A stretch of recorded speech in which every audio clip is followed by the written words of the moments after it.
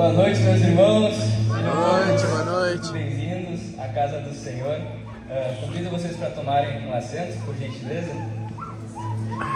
É de uma alegria muito grande que mais uma vez estou aqui para servir vocês com a palavra de Deus, que é poderosa para transformar, para mudar vidas, dar sentido, dar propósito aos corações perdidos. Palavra que é viva e eficaz até os dias de hoje. E antes de eu falar qualquer coisa aqui, diminuindo a minha pessoa, eu quero citar o que Jesus disse em João capítulo 15, versículo número 5, quando ele diz: sem mim nada podereis fazer. Eu quero declarar isso aqui nessa noite. Antes de falar qualquer coisa, abrir minha boca para pregar sobre qualquer mensagem, um assunto, quero declarar diante de vocês a minha total dependência do Senhor. Eis aqui um homem que é pecador, que é falho e que precisa da misericórdia, da graça de Deus para pregar o Evangelho, porque eu por mim mesmo não tenho capacidade nem de falar 3 frases que têm sentido, mas o Senhor, por algum motivo, foi do agrado dele me escolher, e eu estou aqui em obediência a esse chamado.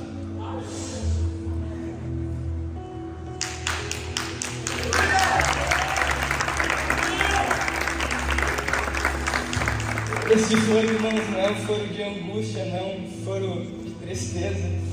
Ou, para quem conhece o Senhor sabe, isso é um foro de temor, de alegria, de poder estar aqui, porque essa presença, ela vale mais do que qualquer coisa que os homens podem dar, vale mais do que o ouro, mais do que um cargo que tu pode ter, mais do que um aplauso, um reconhecimento de pessoas. A presença do Senhor é mais valiosa que tudo isso. Bom, irmãos, eu quero falar com vocês nessa noite a respeito de um assunto que é pouco comentado. Talvez, creio que, assim como eu, a maioria de vocês nunca ouviu falar, de repente, uma mensagem, uma pregação sobre isso, sobre a confiabilidade dessa palavra que nós pregamos aqui, especificamente do Novo Testamento, né? Para quem não sabe, a Bíblia, ela é um único livro, né? Uma única unidade, mas ela é dividida em 2 partes, no Antigo e no Novo Testamento. No total são 66 livros, né? 39 são do Antigo Testamento, antes de Jesus Cristo, e 27 no Novo Testamento, né? E tendo, de certa maneira, um assunto central, que é o plano de Deus de redenção para a humanidade, apontando, por fim, para Jesus Cristo. E muitas pessoas diz que não acreditam na confiabilidade dessa palavra que nós ministramos. Muitas pessoas veem as Escrituras, os relatos dos Evangelhos, Mateus, Marcos, Lucas e João, que nós vamos ver bastante aqui nessa noite, como incapazes de serem comprovados, talvez pela história, por evidências de quem Jesus foi. Existem pessoas que rejeitam a confiabilidade das Escrituras.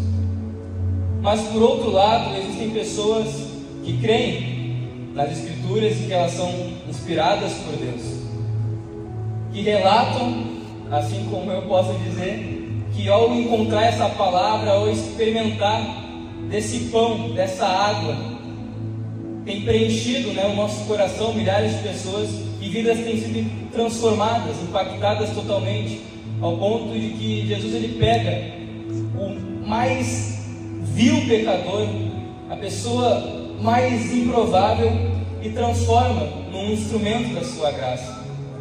Mas a grande verdade é que nós temos 2 lados e uma pergunta: ficção ou fato? Ou fato e ficção, né? E eu estou aqui para, de alguma forma, mostrar para vocês a verdade que permanece. Eu convido vocês para vocês abrirem a Bíblia comigo na carta de 1 Pedro.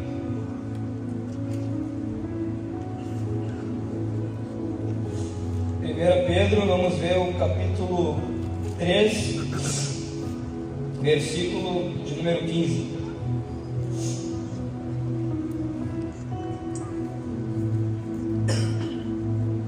Repetindo mais uma vez, 1 Pedro, capítulo 3, versículo 15, quem tiver a Bíblia online aí ou a física, 1 Me acompanhe em nome de Jesus.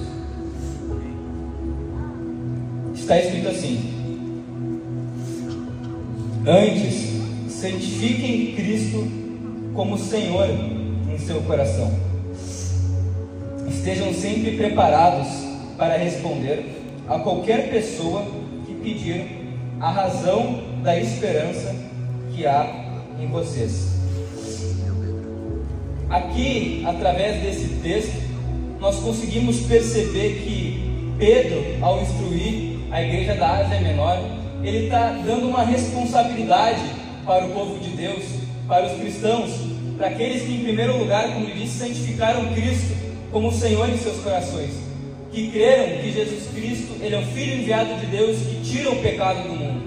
E para essas pessoas, nós aqui, ele dá uma instrução muito clara, que nós precisamos estar preparados a todo tempo para dar uma resposta para as pessoas que perguntarem o porquê que nós temos essa esperança em Jesus Cristo. Dar uma resposta do porquê que nós largamos tudo para viver pelo Senhor. Claro, a esperança que nós temos, acima de tudo, é a vida eterna, é estar eternamente com o Senhor, é vê-lo face a face, é estar diante da presença do Rei, do Criador dos céus e da terra para sempre. Essa é a nossa esperança. Mas quando a gente vai no original do grego, para quem não sabe, o Novo Testamento praticamente todo ele foi escrito em grego, mais especificamente no grego koiné. Quando a gente vai no original e vê a palavra ali, quando diz, estejam preparados para responder. A palavra responder, ela vem do grego, da palavra chamada apologia, que significa defesa, uma resposta formal, uma justificativa a respeito de algo. E daí o texto vai seguir: estejam preparados para responder, dar uma resposta formal, uma justificativa a qualquer pessoa que pedir a razão. E essa palavra razão também quero abordar o original dela no grego, que vem da palavra logon, que significa explicação, discurso, fundamento. Ou seja, mais do que simplesmente dizer para as pessoas: acredita em Jesus porque ele morreu pelos teus pecados. Ok, isso é suficiente, é uma verdade, mas a Bíblia, ela nos motiva, nos inclina, nos mostra que nós devemos ter mais conteúdo do que isso, para mostrar para as pessoas por que eu devo crer em Jesus Cristo e não em Buda, por que eu devo crer em Jesus Cristo e não nas entidades, por que eu devo buscar o auxílio, a direção do Espírito Santo e não dos orixás, por que eu devo crer na palavra de Deus e não no Alcorão. Nós precisamos estar preparados para dar uma resposta formal, uma justificativa na história, nas evidências, do porquê que as pessoas devem colocar a sua esperança de vida na palavra de Deus. E eu quero trazer aqui 3 questionamentos principais dessa mensagem. E o primeiro que a gente vai ver aqui é: por que os evangelhos são fontes confiáveis a respeito de Jesus? Que Jesus existiu é um fato histórico e realmente não tem uma discussão séria sobre esse assunto. Mas o grande cerne da questão aqui é: quem é Jesus? Porque para os muçulmanos, aqueles que são os adeptos que seguem o islamismo, que tem como base de fé o Alcorão, eles veem Jesus como uma figura respeitável, como um profeta, alguém enviado por Allah, como Deus. Só que de maneira nenhuma eles afirmam, acreditam na divindade de Cristo, de que Jesus é o próprio Deus encarnado que caminhou entre os homens, que morreu e ao terceiro dia ressuscitou. Eles não acreditam nisso.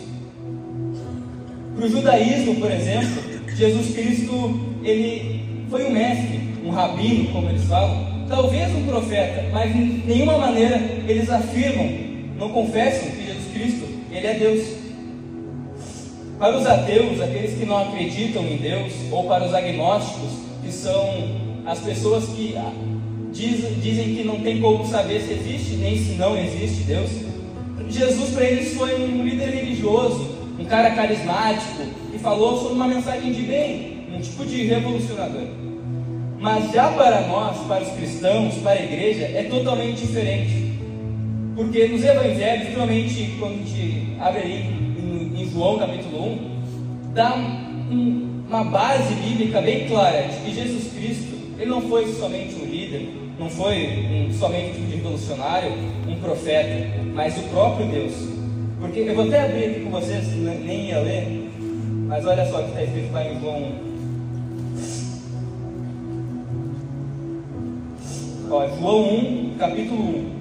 Quer dizer, João capítulo 1, versículo 1. Vai dizer o seguinte, no princípio era aquele que é a palavra. João está falando de Jesus. E a palavra estava com Deus, e era Deus. Ele estava com Deus no princípio. Todas as coisas foram feitas por intermédio dele, e sem ele, nada do que existe teria sido feito. Ou seja, nós vemos que os cristãos têm como base de fé crer que Jesus Cristo, ele é Deus.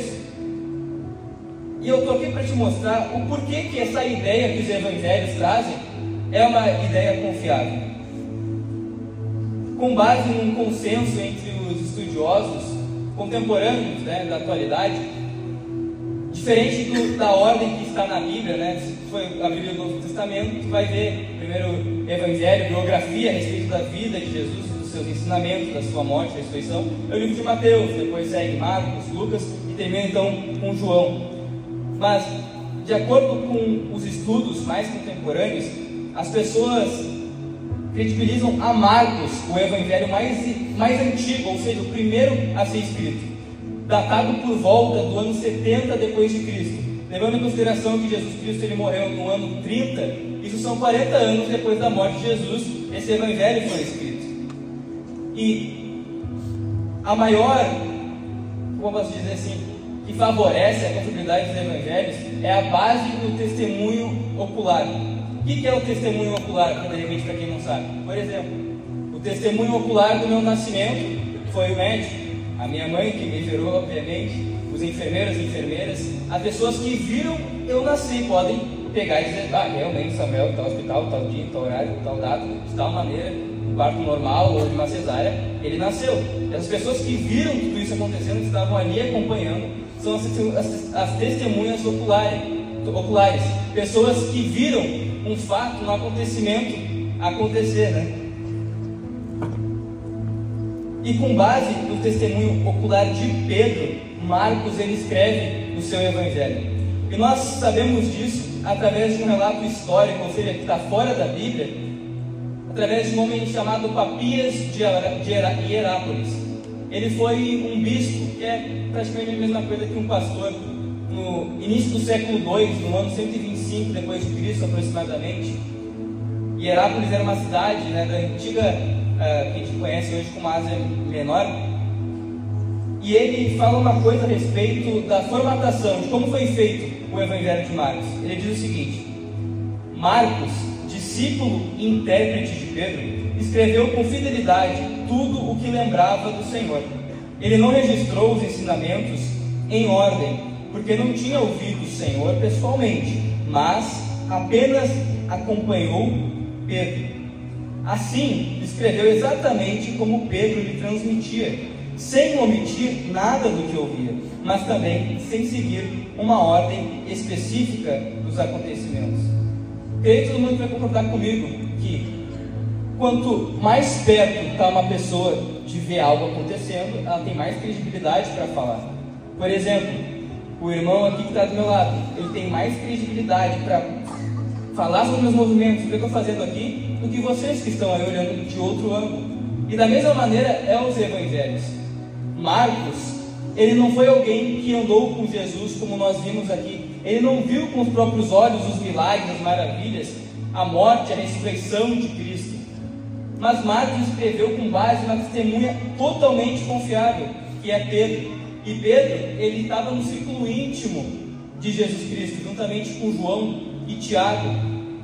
Então, com base na história, já partindo daí, os evangelhos, especificamente agora que a gente está vendo o evangelho de Marcos, ele tem uma base, uma fonte totalmente confiável, com base no testemunho ocular de Pedro, alguém que andou com o Senhor.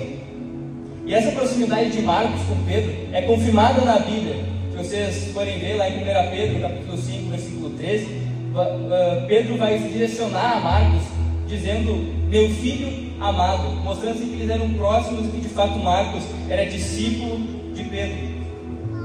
Depois, 10 anos depois, nós temos Mateus, os evangelhos de Mateus e de Lucas, que são datados por volta do ano 80 depois de Cristo. Isso são, levando em consideração que Cristo morreu no ano 30, são 50 anos depois da morte de Jesus. Mateus e Lucas, eles são considerados pelos estudiosos escritos com base em Marcos, levando em consideração que Marcos veio primeiro, por causa da semelhança que tem esses três evangelhos. E como eu falei aqui, se Marcos veio primeiro, é um consenso entre os estudiosos que realmente Mateus e Lucas eles usaram como base Marcos para escreverem suas biografias a respeito de Jesus.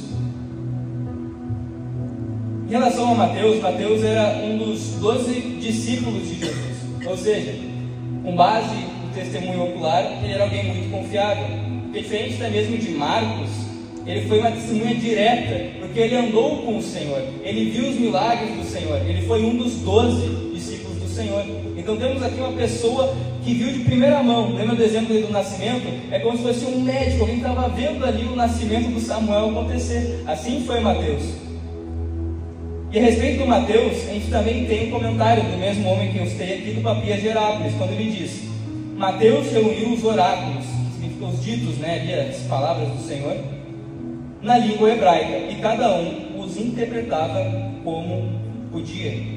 Isso mostra que originalmente Mateus escreveu os ditos do Senhor Jesus em hebraico, que era a língua dos judeus, mas depois foi traduzido para o grego, porque o grego na época ali, levando em consideração que era o romano, era que dominava quase todas as nações ali da terra, era como se fosse o inglês hoje em dia, que é a língua universal, ou seja, foi traduzido para o grego. Primeiramente foi escrito em hebraico, mas traduziram para o grego para que pudesse alcançar mais pessoas, para que pudesse alcançar também os gentios, aqueles que não eram os judeus.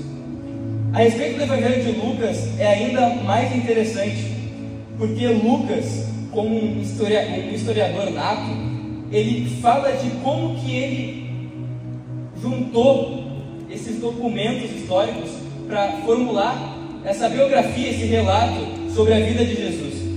Se a gente for abrir a Bíblia lá em Lucas 1, versículo 1 ao 4, vai estar escrito o seguinte: muitos já se dedicaram a elaborar um relato dos fatos que aconteceram entre nós, conforme nos foram transmitidos por aqueles que desde o início foram testemunhas oculares e servos da palavra. E olha o que Lucas diz ao seu respeito: eu mesmo investiguei tudo cuidadosamente desde o começo e decidi escrever-te um relato ordenado, ó excelentíssimo Teófilo. É o homem para quem ele dirige essa carta, esse testemunho a respeito da vida de Jesus, para que tenhas a certeza das coisas que te foram ensinadas. Então vejam só, com base nisso aqui, já quebra totalmente o argumento de que os evangelhos não podem ser investigados historicamente. E é isso que eu quero atentar a vocês aqui, principalmente nessa noite. De repente, até mesmo quem é cristão, até um convertido, pode ser que nunca questionaram a respeito da confiabilidade dos evangelhos na história. E eu te induzo a tu fazer isso, porque é algo muito edificante a gente ver de como a ciência, a história, a arqueologia comprovam o quão precisos são as biografias a respeito de Jesus. É algo extraordinário. E tu vê que ele, Lucas, ele fala que ele investiu tudo cuidadosamente. Ele escreve um relato confiável, com base no testemunho ocular, como a gente viu aqui, pessoas que viram e seguiram Jesus. E Lucas ele é conhecido como um tipo de jornalista, um repórter do primeiro século, porque, como um trabalho que um repórter faz, Lucas ele ouviu testemunhas oculares do fato, coletou esses relatos, esses dados a respeito de quem Jesus era e organizou em uma narrativa confiável e cronológica e objetiva de quem Jesus era. E isso é incrível, eu até fico boquiaberto lendo isso aqui. É algo muito incrível o quanto que Deus ele se preocupou em testificar a palavra dele pela história. por último, o Evangelho de João é datado por volta do ano 90 depois de Cristo, isso são 60 anos depois da morte de Jesus. João, ele foi, assim como Mateus, uma própria testemunha ocular, que escreveu com base em sua experiência de vida ao acompanhar Jesus. E talvez, não sei se alguém pode ter pego aí no ar, vocês perceberam que João é o mais antigo, né? E ele é conhecido como discípulo amado, aquele que é próximo, né? Mas tem um porquê disso. Porque lá no primeiro século estava surgindo rumores ali já, fake news, de que Jesus Cristo não era Deus, que ele não ressuscitou.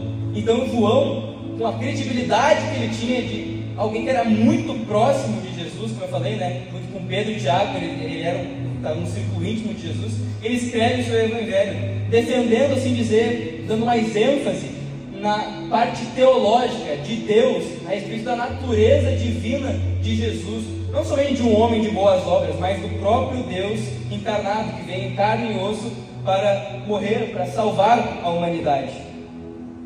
E a respeito de João, a gente também tem uma fonte fora da Bíblia que testifica a autoria desse Evangelho. Irineu de Leão, que era um discípulo no final do século II, esse Irineu de Leão era discípulo de um homem chamado Policarpo.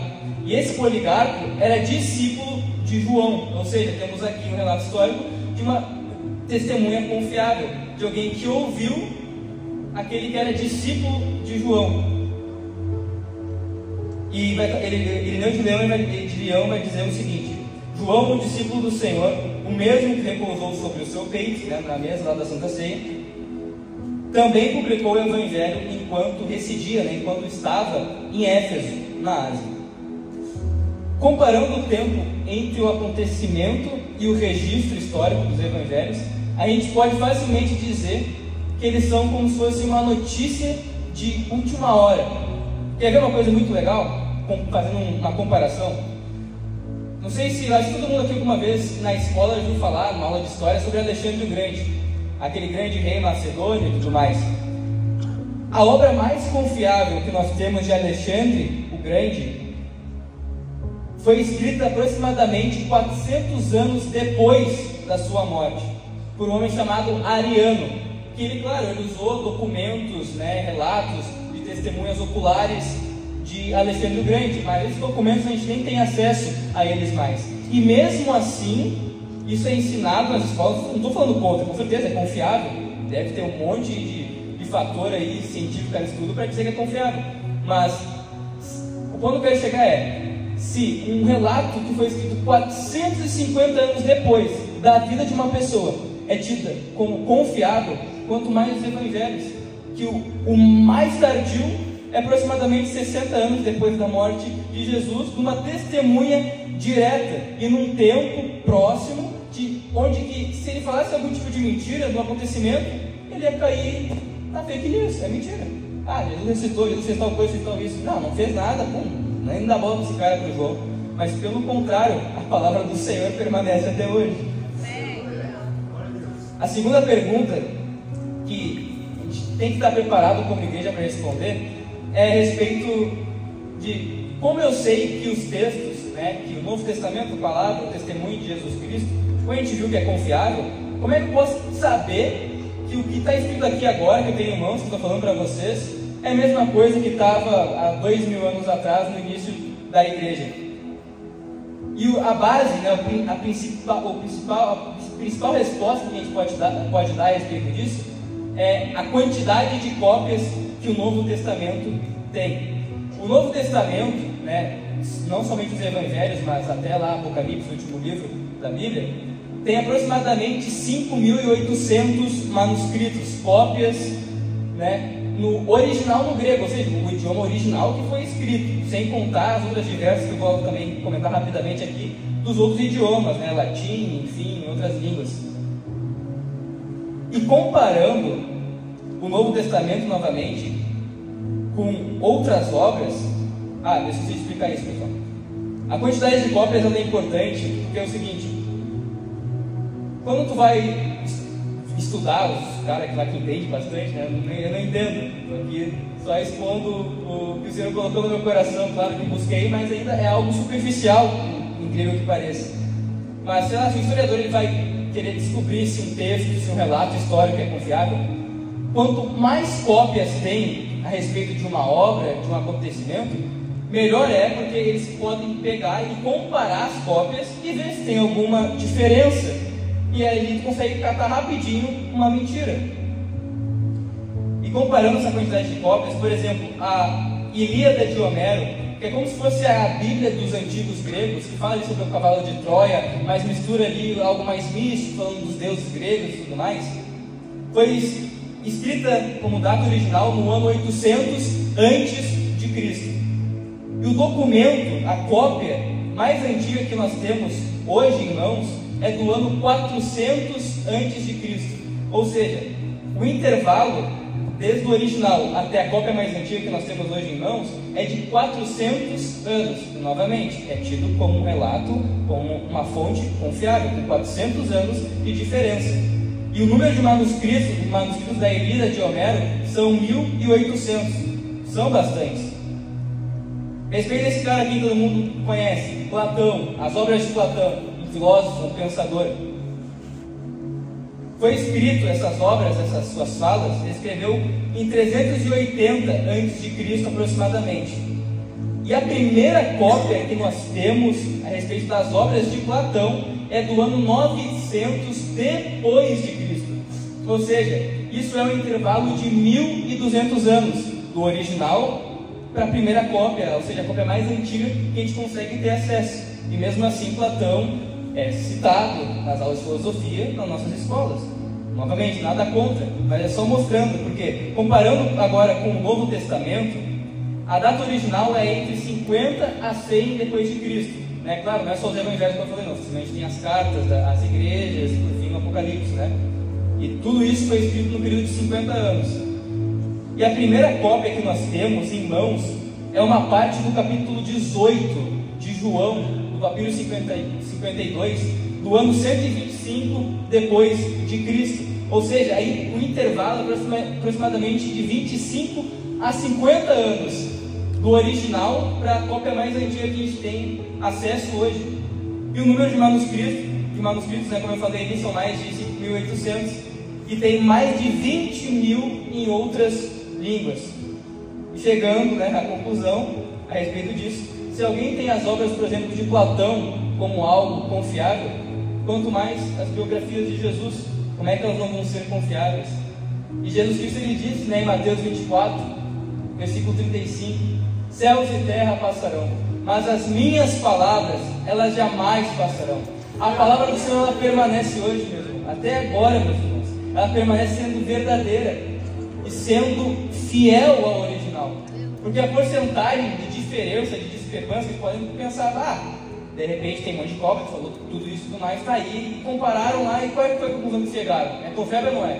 A precisão das cópias são de 99%, e 1% de diferença que tem é coisas como de ortografia, erros textuais, como de repente um acento, mas não tira nenhuma ideia da base do cristianismo, nada que interfira na crença que nós temos hoje, ou seja, é muito confiável. E a pergunta mais importante, eu posso dizer aqui, essencial, é a respeito da ressurreição de Jesus.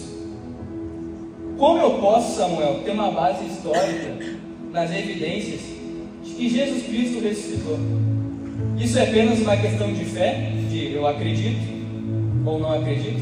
Ou a gente pode analisar de maneira lógica, com raciocínio e chegar a uma conclusão? Vamos para a Bíblia, olha só. Lá em 1 Coríntios, o apóstolo Paulo, escrevendo, no capítulo 15, do versículo 3 ao 6, ele vai falar o seguinte: pois o que primeiramente transmiti a vocês foi o que também recebi, que Cristo morreu pelos nossos pecados, segundo as Escrituras, foi sepultado e ressuscitou no terceiro dia, sim, segundo as Escrituras. Apareceu a Cefas, que é o nome grego para Pedro, né, o apóstolo, o discípulo de Jesus. Apareceu primeiramente a Pedro, e mais tarde aos 12. Depois disso, apareceu a mais de 500 irmãos de uma só vez, a maioria dos quais ainda vive, embora alguns já tenham adormecido, ou seja, que estavam mortos no momento que ele escreveu isso. Vamos por ordem. Em primeiro lugar, Paulo ele afirma que ele está transmitindo algo que ele recebeu. Isso faz sentido quando a gente vê a carta que ele escreve para a igreja da Galácia, para os Gálatas. No capítulo 1, no versículo 18 ao 20, ele vai falar o seguinte, depois de 3 anos, subi a Jerusalém para visitar Pedro, e estive com ele 15 dias. Não vi nenhum dos outros apóstolos, a não ser Tiago, irmão do Senhor. Quanto ao que escrevo a vocês, afirmo diante de Deus que não minto. Paulo aqui está falando, quando ele fala que depois de 3 anos, ele está falando a respeito da conversão dele. Ele se converte a caminho de Damasco, fica ali por um tempo, um período mais ou menos de 3 anos, como ele disse aqui, e depois ele sobe, ele vai para Jerusalém, e ali ele tem um contato direto pela primeira vez, digo de uma maneira amigável, porque antes ele era perseguidor, de repente já tinha tido embaixo com Pedro, mas agora juntos e amigos, eles estavam ali juntos pela primeira vez para conversar. Então ali ele recebe essa ideia a respeito da ressurreição, esses relatos, a respeito de Jesus. Paulo ele se converteu mais ou menos 3 anos depois da morte de Cristo, e depois de 3 anos, ele sobe a Jerusalém. Ou seja, a distância entre a morte de Jesus e a ideia que estava sendo transmitida a respeito da ressurreição era de 6 anos. Ou seja, mais uma vez a gente tem uma proximidade histórica muito grande para isso ter sido uma mentira. Foi um período muito perto entre o acontecimento e a transmissão oral que eles estavam falando, E isso não foi somente um relato isolado, porque disse ali, que depois de ele apareceu a Pedro, aos 12, ele aparece a 500 irmãos, ou seja, a 500 pessoas de uma só vez. Ou seja, Jesus Cristo, ele apareceu ressuscitado diante de 500 pessoas. E como diz o texto, a maioria ainda vivia quando Paulo escreveu a respeito disso. E vamos ser sinceros, tem pouca brecha para existir uma mentira aí nesse meio. Irmãos, dependente de todo esse relato, fatos históricos, o testemunho mais forte é o martírio, é a morte dos cristãos. Sabe, em todo tempo, as pessoas podem morrer por mentiras. Por exemplo, a gente vê lá, tentar lá das Torres Gêmeas que aconteceu. Os caras lá, não sei de avião, se jogaram lá de helicóptero, sei lá o que foi. Nas Torres Gêmeas destruiu. Eles achavam que estavam fazendo isso em nome de Allah, para agradar o Deus deles. Só que não era uma verdade, era uma mentira. Mas os seguidores, os discípulos de Jesus, eles não acreditavam em algo que eles ouviram, mas eles morreram afirmando algo que eles tinham visto com os seus próprios olhos, que Jesus Cristo ressuscitou dentre os mortos. E sabe, se isso fosse uma mentira, a primeira espada que fosse apontada, meio que pressionando eles a respeito da própria vida, falando, cara, se é verdade, eu vou te matar, se não for, está tudo certo. Se isso fosse uma mentira, na primeira perseguição que acontecesse, eles iam falar, não, eu até achava que era verdade, mas me enganei de repente, na verdade eu inventei tudo isso, então, não faz isso comigo, não faz isso com a minha vida, não faz isso com a minha família. Mas pelo contrário, até o final a igreja ela se manteve dizendo, nós vimos Jesus Cristo morrer, e nós vimos Ele ressuscitar ao 3º dia dentre os mortos, mostrando assim que a morte não teve poder sobre o Filho de Deus, mas na cruz do Calvário Ele venceu a morte e dá vida a todos aqueles que creem em seu nome. A banda pode subir, por favor, em nome de Jesus. E por fim eu quero encerrar citando o que Paulo disse. Ele falou, se Cristo não ressuscitou, é inútil a nossa pregação, como também é inútil a fé que vocês têm.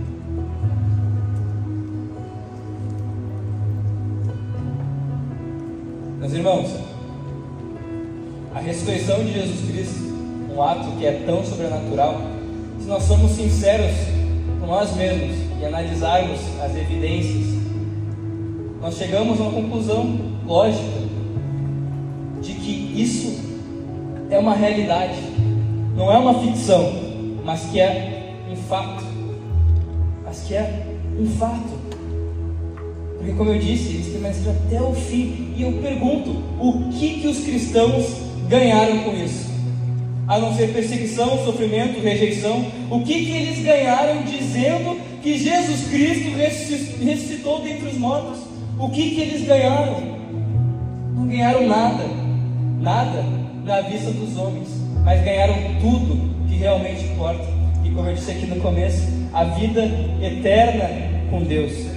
Muitos deles passaram fome, passaram necessidade, perseguição, injustiças, mas eles hoje estão na glória com o Senhor. E mais vale eu tenho certeza que no primeiro frame que a gente tiver com Jesus Cristo um dia, todo sofrimento, toda dor, toda angústia nessa terra vai ser comparado a nada, comparado a conhecer a glória de Deus, a vê-lo pessoalmente. E o meu desejo aqui é que isso venha mover o teu coração, que esses relatos aqui que eu trouxe de maneira superficial e capenga, Samuel sabe de pouca coisa, mas que isso tenha de alguma forma ter edificado o teu coração, a tu viver um evangelho ainda mais ousado. Porque se isso é verdade, se essa ressurreição aconteceu, nós não temos tempo para perder com a nossa boca calada. Nós precisamos falar para as pessoas a respeito desse Jesus que salva, desse Jesus que transforma, desse Jesus que restaura e que transforma o coração dos pecadores em um rio de água viva que flui aqui dentro. Nós precisamos testemunhar, nós precisamos pregar essa mensagem, colocar essa palavra no mais alto lugar, porque nada mais importa. Se isso é verdade, se isso aqui realmente é verdadeiro, nada mais importa do que isso, do que Cristo, do que o Senhor. Nossos olhos, não faz sentido a gente ter os nossos olhos somente no dinheiro, num sucesso profissional. É importante, é legal, é válido, amém, glória a Deus. Sonha que tu seja próspero, que Deus te abençoe, mas acima de tudo, tenha os teus olhos fixos em Jesus Cristo. Porque tu pode perder dinheiro, pode perder amigos, familiares, pessoas que tu ama, um relacionamento pode acabar, mas a tua aliança com Deus, a não ser que tu vire as costas para Ele, essa aliança jamais será rompida. Porque todos aqueles que o receberam e creram no seu nome, Ele deu o direito de se tornarem filhos de Deus. E essa, meus irmãos, é a boa notícia do Evangelho. Eu quero convidar a igreja a ficar de pé, em nome de Jesus. E nesse primeiro momento, eu quero, de maneira muito especial, perguntar: se existe alguém aqui entre nós que nunca aceitou Jesus, o que é aceitar Jesus? A palavra de Deus diz que se com a boca confessares Jesus Cristo como Senhor e no teu coração tu crer que Deus o ressuscitou dentre os mortos, tu serás salvo. Porque com a boca se confessa a respeito da salvação e com o coração se crê a respeito da justiça. Talvez em algum momento, assim como eu meio que nasci entre as dentro da igreja e aceitei e desaceitei Jesus umas 4 ou 5 vezes, até com 15 anos realmente eu entendi essa mensagem, esse evangelho que eu estou falando para vocês. Então eu aceitei de maneira verdadeira.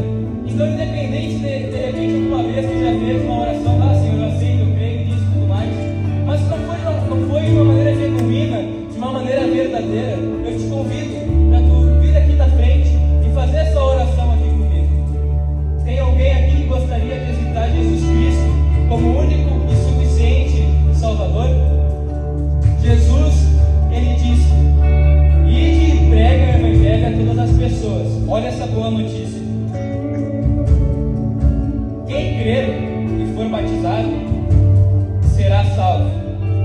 Mas tem uma má notícia: quem não crer será condenado.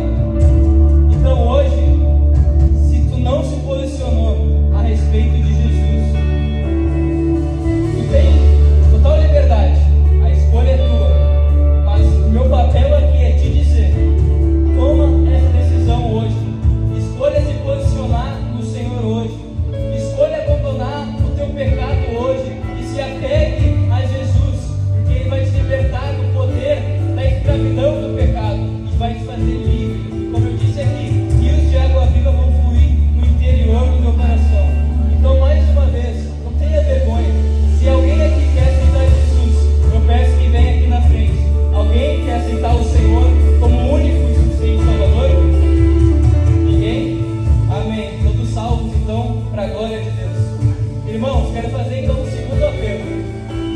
Eu quero pedir que Deus passe aqui na frente para mim estar orando pela vida de vocês.